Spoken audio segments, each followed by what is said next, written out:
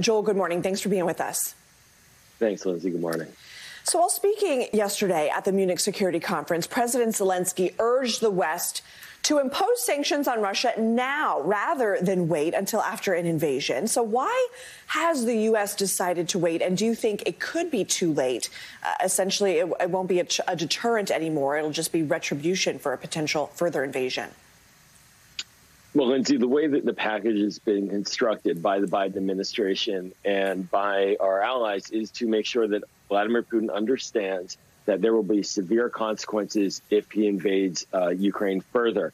And so it's important for President Zelensky to push. And that's his role. That's his job. And he's saying to the world, stand up to Putin. And he's demonstrating to his people that he's using every tool possible to avoid a war. But I really do have support and faith in the position of the Biden team, because right now, what is happening, this despicable movement by Vladimir Putin to stir up the pot in eastern Ukraine and spark a war is going to ensure that there is unity of purpose across our allies and that the very strong sanctions will go into effect. And the support as well from Germany with Nord Stream 2 pipeline, which is a critical pipeline to Russia, that also will be shut down. So it is a tense moment. It's appropriate for President Zelensky to call for this. It's also appropriate for the Biden team to make sure that they're hitting at the exact right moment. Well, and President Zelensky has also criticized the U.S. for essentially declaring a Russian invasion of Ukraine inevitable, saying this causes panic. As we know, Zelensky has been trying to maintain calm in his country. Conversely, though, Michael McFaul, the former U.S. ambassador to Russia, supports the Biden administration's strategy. In fact, he tweeted this: Biden has given Putin a brilliant off-ramp. By announcing to the world that Putin plans to invade, Putin can now embarrass Biden by not invading and blaming the West for beating the drums of war. So, Joel, do you agree here? Did Biden rather give Putin an off-ramp, and do you think Putin would take it? Well, I think Ambassador McFaul is right 120%. And in fact, President Biden has been giving Vladimir Putin off-ramp after off-ramp after off-ramp opportunity for the past several months.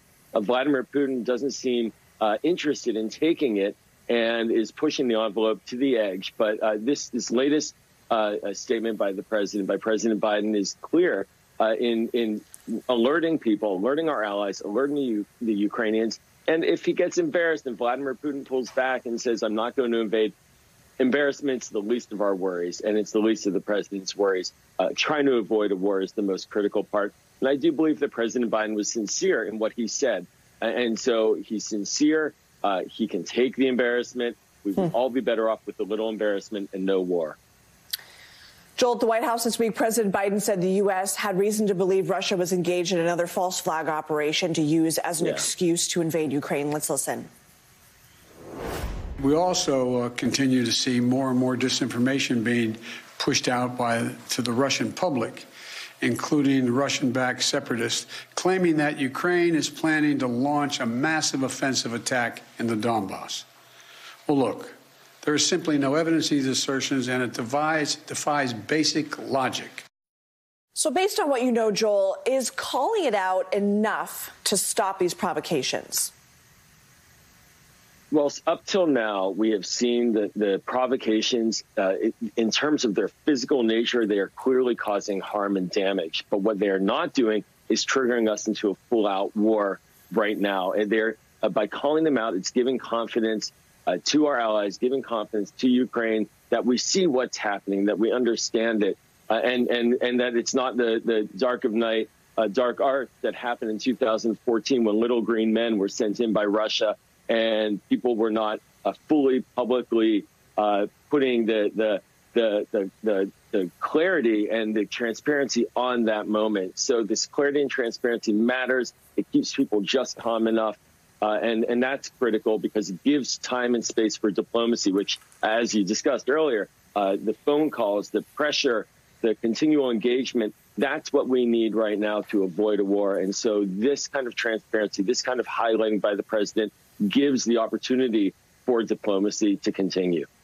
All right, Joel Rubin, we appreciate your time. Thanks for joining us. Appreciate it. Thanks, Lindsay.